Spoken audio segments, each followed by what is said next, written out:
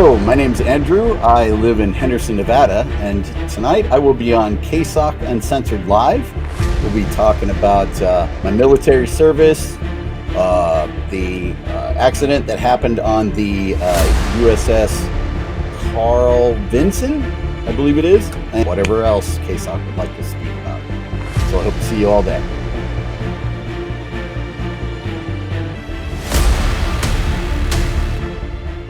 KSOK Uncensored. Tonight, I will be speaking with Andrew, a former Navy GSE. Welcome, Andrew. Thank you very much.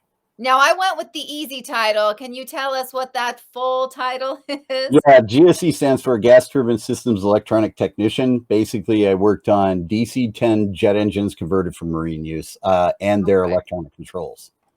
I'm just going to nod and pretend I know what you're talking about. That's what pretty much everyone else does. Yeah. I love it. Yeah, we're like 10-4. That's right. Awesome, though. And right. Thank you for your service. Seriously. I actually am curious, as a vet, does that bother you when people thank you for your service?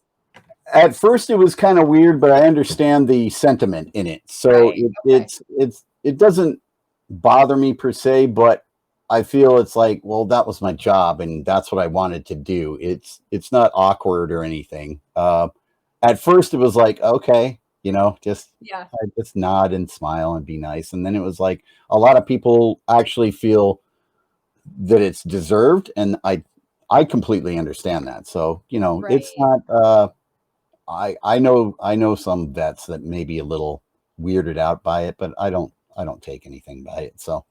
Yeah, see, it's how I was raised, and it's funny because I've gotten mixed reviews from veterans when thanking them, and so, nowadays, I'm like, I never know, but I just go with it, and if somebody gets offended, I'll apologize at that time. It doesn't happen that often, but I was curious. Thank you for that. Right. I want to talk about something that is not being covered in the news, like one would think. I mean, there's a few articles out there, but when I was doing research on this, it was really hard to come by updated information.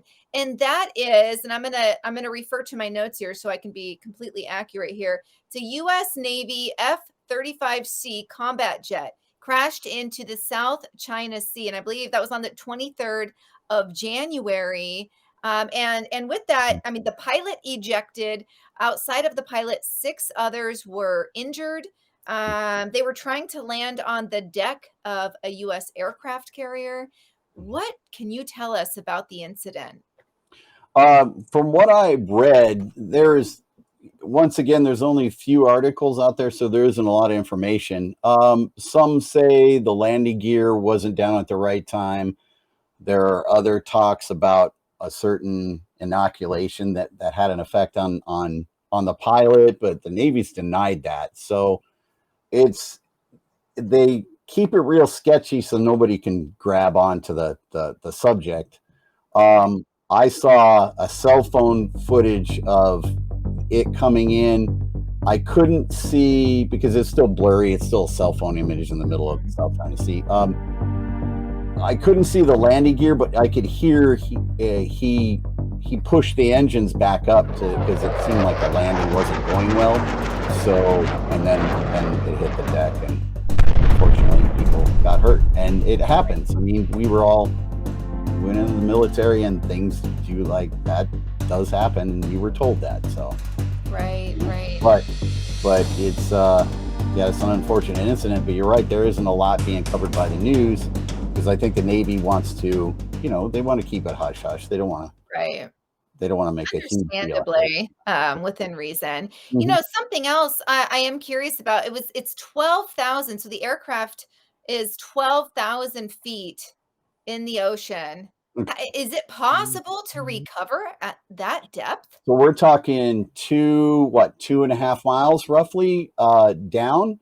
Last year I guess there was an F-35B that came off the deck, and they were able to salvage it at 3.6 miles, which is the Navy's farthest depth they've ever had to recover anything. So it is quite possible that, they are. Now, that being the South China Sea, that's a lot of rough water. That takes into effect, how weather and all that in the waves takes into effect how long it'll take them to get it, but they'll get it. Yeah. That's why, it's wild for me. I'm very visual. And so when I'm trying to wrap my mind around how deep that is, I Hmm. think of in elementary, middle school, high school, when you had to run the mile. And I'm like, okay, so that's, 4 laps around times 3. I mean, it is pretty wild for those that are visual. That's what helps me really realize like that is deep. So the Yeah. fact that they were able to go down that deep Yeah. it is quite wild to me. The other thing is when I was researching this, I saw that, oh, just what was it, the same day or the day before, China had launched 36, I believe it was fighter jets towards Taiwan. And Hmm. there's been a separation there since 1949, but Hmm. true to China's nature, they feel like they own the South China Sea. That's their territory, their Hmm. turf. They feel that way about Taiwan. And that's why the US and other allies have stepped up operations in the South China Sea. But what are your thoughts on what they have up their sleeve? They they've pushed that while we were even out there, and you could see them do flyovers and stuff like that. They've always wanted that territory as theirs, and they've claimed we've crossed it and done this all, all this other stuff. And from what I understand, they've even tried to say that anything that comes off the deck of any ship is theirs. Um, I I I'm not surprised by it. I'm not surprised. They're just trying to muscle into more territory and get what they want, and then us having that technology in that one plane is what they want. So, they're going to show a little muscle and force out there. I don't think they'll do any attacking or anything, but they are, yeah, they've tried that for a very long time. So it's not surprising to me at all. Right, right. I know that, and they did something very similar in October. After we had been apparently over in the Taiwan area, and we were doing some military operations, and so Hmm. they're flexing back in October Hmm. as well. So Yep. you're right; it does seem to be a trend, Yeah. and nothing too new. I Mm-mm. am curious. So is from what you read again? There's limited information out there. Are they? Are they trying to get to the aircraft before us? I mean, that's a lot of military intelligence. Well, no, we're obviously already there. So, the aircraft carrier is still patrolling, and they'll Right. send out a fleet of anything that will, last out in the South China Sea. I was on fast frigates, and those things bob around like bobbers out there. And so we'll patrol that until the salvage team gets there and whatever else is for backup. And then if it takes 3 months, there's going to be relief. So another aircraft carrier will probably come out, other ships, and they'll relieve them. I don't know what their interval will be. Like spent out at sea like 3 months going back and forth to the Gulf. So they could spend indefinite out there. They just get another ship to bring fuel out there. So we're already there. They can't really try anything, and I don't think they will. But they'll show their presence, but Yeah. that's about as far as that will go. But All if right. we were to go like, oh, it's done, like, oh, Yeah. that plane's gone. Oh no, they would get out there and they would get it. They'll lose people just trying to get that technology, just to Oh, see what we've got, so then they can yeah. counterattack us. If at that time came. So yeah. And you know what? They can just go buy our stuff from the Middle East, right? I mean, shoot, we left plenty out Now, there.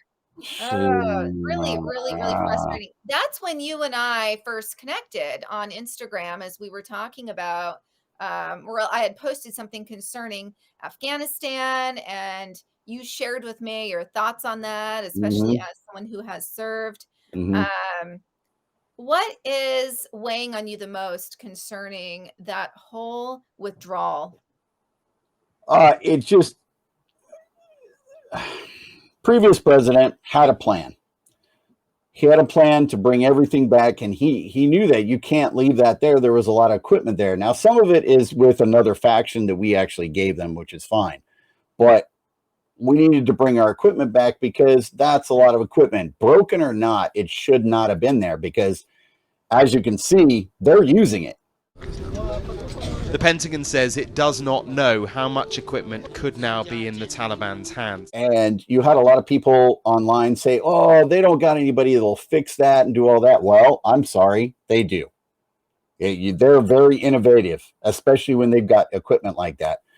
That's a problem for me. And then there shouldn't have been lost lives. So that whole plan of bringing everything back and then bringing all our civilians back, and obviously the last would be our military, we would be ready for it. But just to fly out and just say, okay, well, everyone's out and here's this, and now we have 13 people that aren't here today.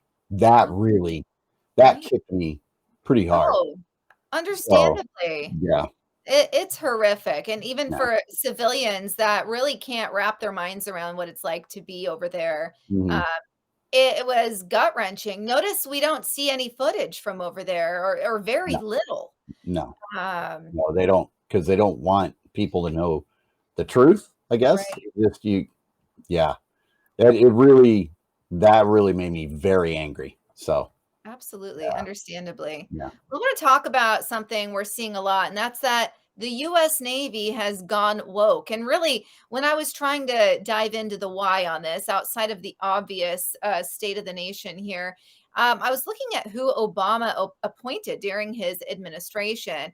And a lot of those people are still in these high-ranking roles. Hmm. And so there, my takeaways are that the Navy's really focusing a lot on social justice versus military readiness. What are Hmm. your thoughts on the Navy and this new woke look that a lot of people have? I saw this kind of coming around when this thing during boot camp, they had something called stress cards or something. And if you felt stressed out or whatever, you would show this. And I'm like, oh, that's wow. No, because you can't do that. And I was in the Navy, obviously, we have certain troops that do the battlefield. But if you're in the middle of somewhere and you get confronted by the enemy, you can just show a card and say, hey, dude, you're stressing me out. So I kind of saw that coming.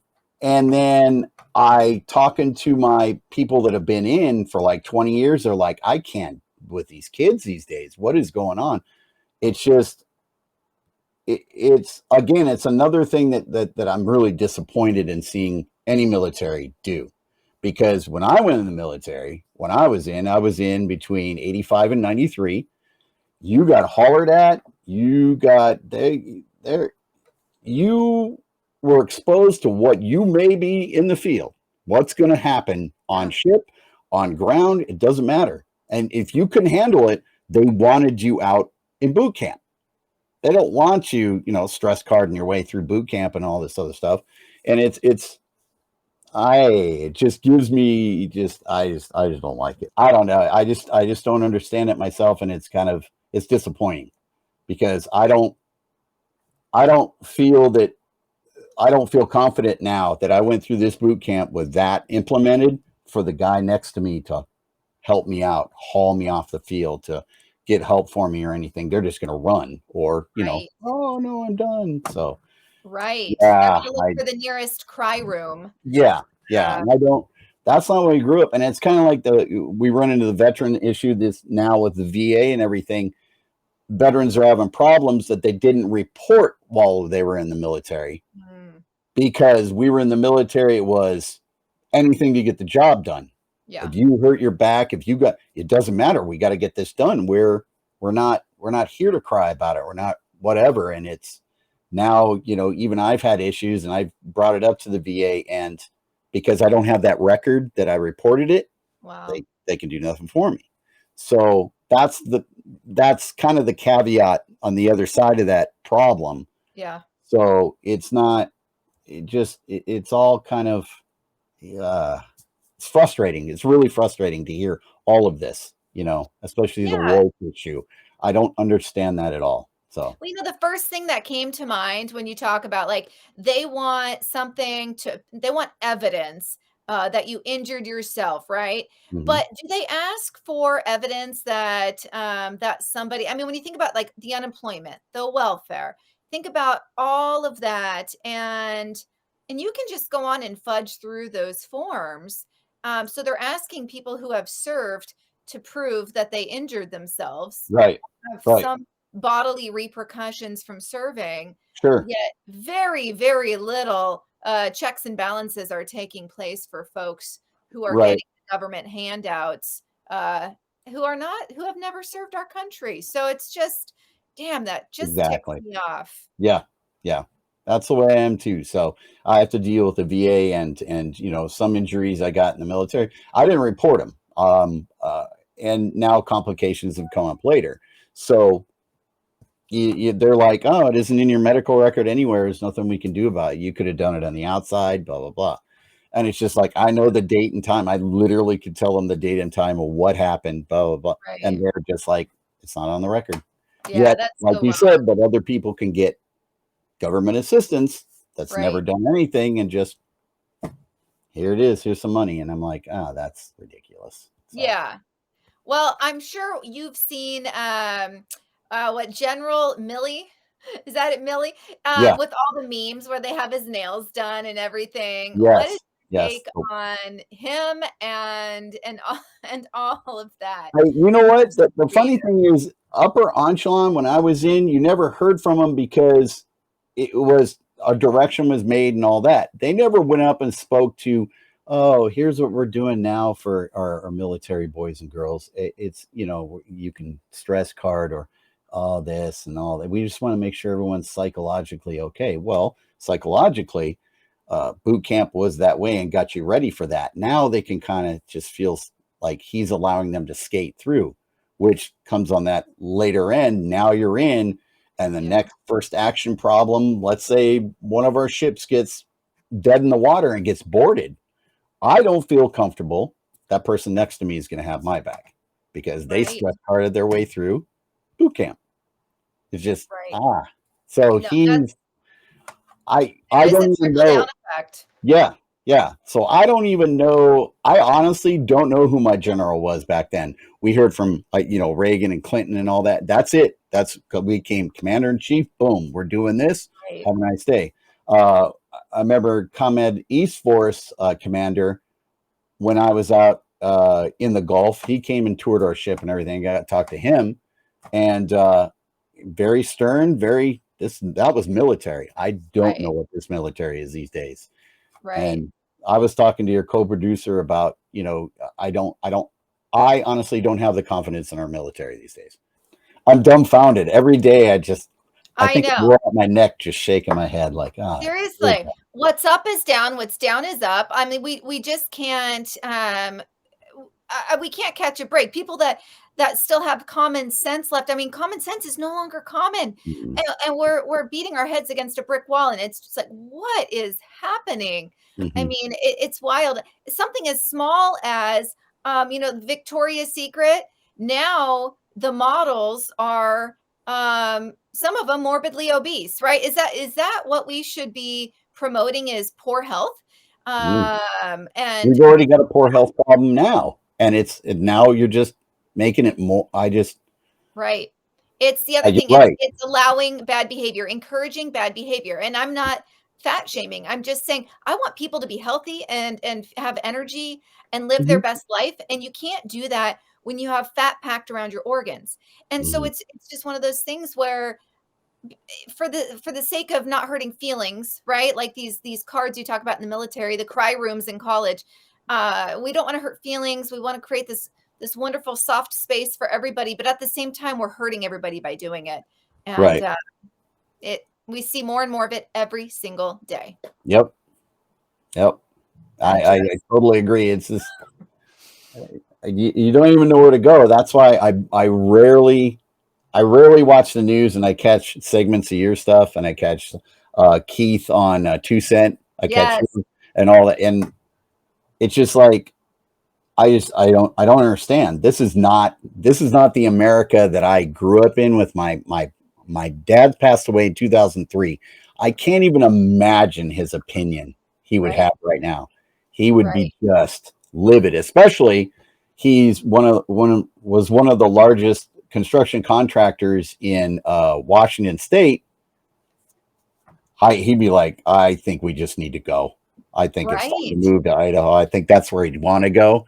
But Yeah, he built his house ground up and it was giant and it was lovely, and I had a great childhood. But I can't even. It's not the America I grew up in.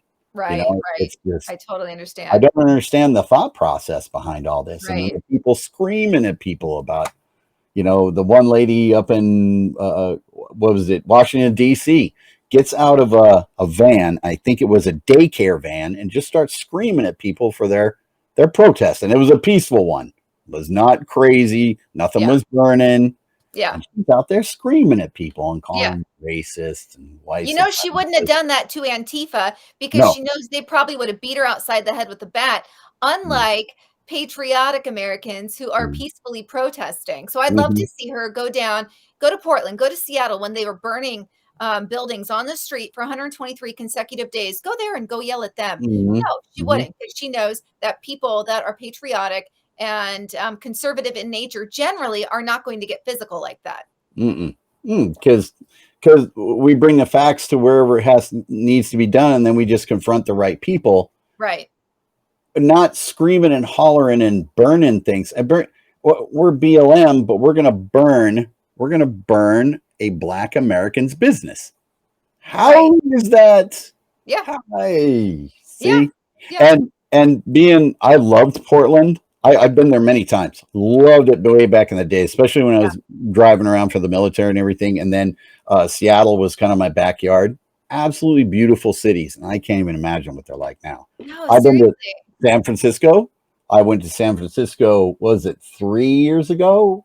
Right before the whole COVID thing. Excuse me. Right before this pandemic, and You can say it, that's fine. and it started, they started that a long time ago, homelessness, and they're Yeah, in the streets, and you find needles, like wow, there's yeah, needles, what is this? That was a shocker to me. Like in yeah, Vegas, we don't really have that issue. We have a couple right, spots on the strip that kind of smell kind of weird because people are doing stuff there, but there's no yeah, needles, there's no, right. and it's just a kind of a shock, like a city would allow that. Oh, I know. Oh, you'll love this. Okay, so today, Ted Wheeler, the mayor of Portland, he had a live broadcast where he is addressing a very important situation, and that is that a few homeless camps are getting too close to dangerous roads. Not that they exist in the first place. He's concerned, he angled it from his concern for the homeless community that they're building these homeless camps close to dangerous roads. I mean, it's insane. And so it's like, oh my gosh, if you would have addressed the homeless camps years ago, even months and months and months ago, because they're just growing every day, we wouldn't have to be concerned about homeless camps that are literally like I've seen it. I drive down the freeway, they're backing the freeway. It's like it's wild. And so I just couldn't believe that he had the audacity to address his concern for the homeless, like, going to sleep at night and ending up on the freeway, but not for anybody else around No. there that is impacted by drug needles, feces, urine, I mean, all the garbage. Like he's not worried about tax-paying citizens. Right. He's worried about the homeless waking up on the. Anyways, I mean, you have to laugh. It's a clown show here. And Yeah. so I'm And glad I'm that I know you're sorry. in Henderson, Nevada. I'm glad that you don't see it to the extent We that have a homeless issue, but it isn't quite to that extensive. We do have some camps, but a lot of times they do get taken down. So we run into that. We have our own homeless problem, our own drug problem, but nothing exposure like that. And we don't have a tight, compacted city. Henderson is very large area. We right. have a little town that everyone goes down, as we call Water Street, and it's really a nice place, and they keep it pretty I clean. like So, Henderson. Yeah, yeah, I had a family that used to live there. It's beautiful. Really yeah. nice. Good shopping Mhm. too. Yep. Oh, excellent. So I see that you have 2 guitars in your background. Mhm. I'm assuming you play? I dabble in my You own dabble? mind. I think I sound like Yngwie Malmsteen, but outside of that, no, I dabble. That's You it. No, dabble? there Alright. is no professionalism in that. I was a wind instrument kid in high school, so played sax Oh. and clarinet, and yeah. Oh my gosh, I played the clarinet. Get this, like, talk about things being backwards. In middle school, being in band was the cool thing to do, And I was not a band person, but I wanted to, be around my friends. And so I took up the clarinet, and I was last chair like all the time. I was horrible. So I was kind of midway, my mom wanted me to do clarinet, but then I went to different options. I played baritone in the marching band. I tried a nice. little on the tom toms and all that stuff for, that too, because I got bored. I seem to, when I can't say I mastered it, but I got good at it. And then I get bored. I'm like, oh, I want Yeah, to try you're one something of else. those. Yeah. That's Oh, why I makes see the sense. eclectic shelf. Got bored with something, so I just got something else. I like it. I So, like it. Yeah, that I'm a lot like that. I just do not have the gift of being able to play an instrument. Like, it just doesn't come to me naturally. okay. But I love I come that. from a family of all professional people. That My is cousin was in fantastic. a heavy metal band. He's got multiple, CDs, and then his brother was a drummer. He used to play behind the curtains here in Vegas for a lot of the shows. How So cool. yeah, I so love that. Well, Andrew, I want to thank you for coming on this evening. And thank you for your service and for really helping shed light on some of the topics that really aren't getting enough of it. So thank you so much. And I look forward to talking to you real soon. excellent. Thank you very much. Have a great evening. You too. Thank you. Don't forget that we have our amazing partner, Mike Lindell with My Pillow, and we have our own code RAM for RAM, and it's upwards of a 60% discount. Don't forget, they are trying to cancel Mike Lindell. Retailers are pulling out every day of contracts to sell his goods. Banks are trying to drop him because they no longer want to be associated with him. Why? Because he's a patriot that stops at nothing to get the truth out there. So please support Mike Lindell, My Pillow, code RAM. Thank you guys. See you next Thursday.